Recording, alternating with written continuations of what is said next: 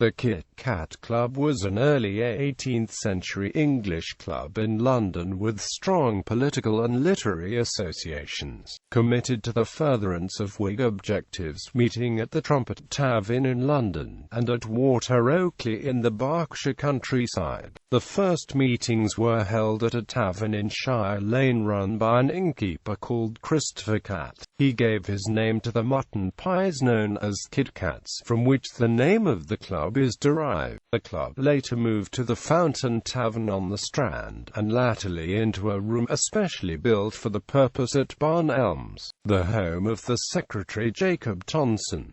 In summer, the club met at the Upper Flask, Hampstead Heath. Origins. The origin of the name Kit Kat Club is unclear.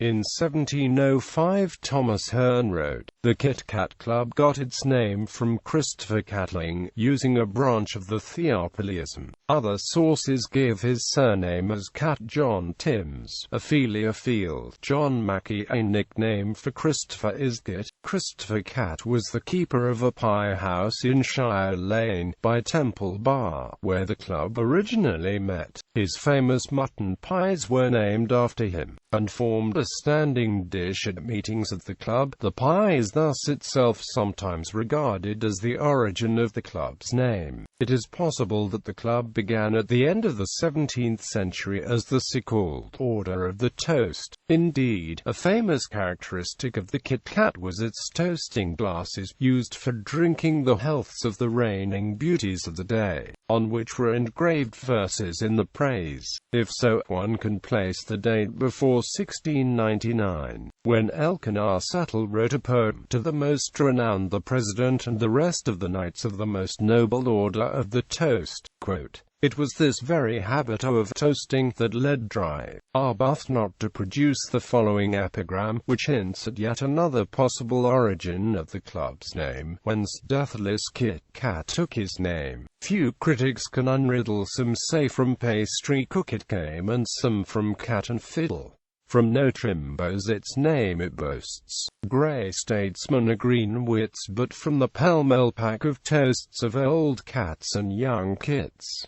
Possible earlier objectives. John Vanbragh's modern biographer Carey Downes suggests that the club's origins go back to before the Glorious Revolution of 1688, and that its political importance for the promotion of Whig objectives was greater before it became known. Those objectives were a strong parliament, a limited monarchy, resistance to France, and the Protestant succession to the throne. Downes cites John Oldmixon, who knew many of those involved, and who wrote in 1735 of how some club members, before the Revolution, met frequently in the evening at a tavern, near Temple Bar, to unbend themselves after business, and have a little free and cheerful conversation in those dangerous times. Horace Walpole, son of Kit Kat Robert Walpole, refers to the respectable middle-aged 18th-century Kit Kat Club as generally mentioned as a set of wits. In reality, the patriots that saved Britain.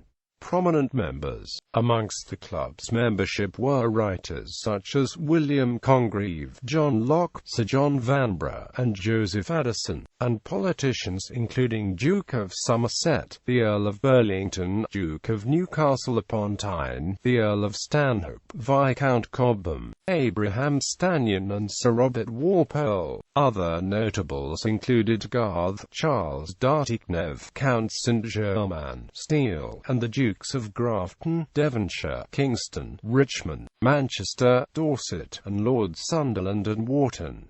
Of some notoriety were Lord Mohun and the Earl of Berkeley. The artist Sir Godfrey Kneller was also a member. His 48 portraits in a standard Kit Kat, a format of 36 by 28 inches, painted over more than 20 years, formed the most complete known members list of the club. Many of these portraits currently hang in galleries created in a partnership between the National Portrait Gallery and the National Trust at Benningborough Hall in Yorkshire. Toasts. The toasts of the Kit Kat Club were famous at the time, and drunk to the honour of a reigning beauty, or lady to whom the club wished to do particular honour.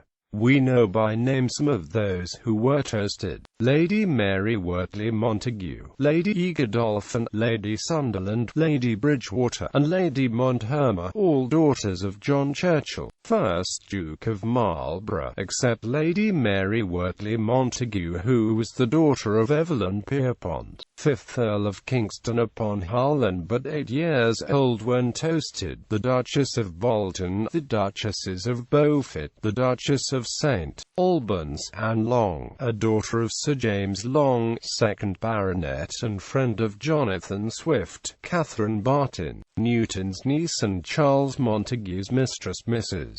Brudenell and Lady Wharton, Lady Carlisle and Mrs. Kirk and Mademoiselle Spanheim, among them.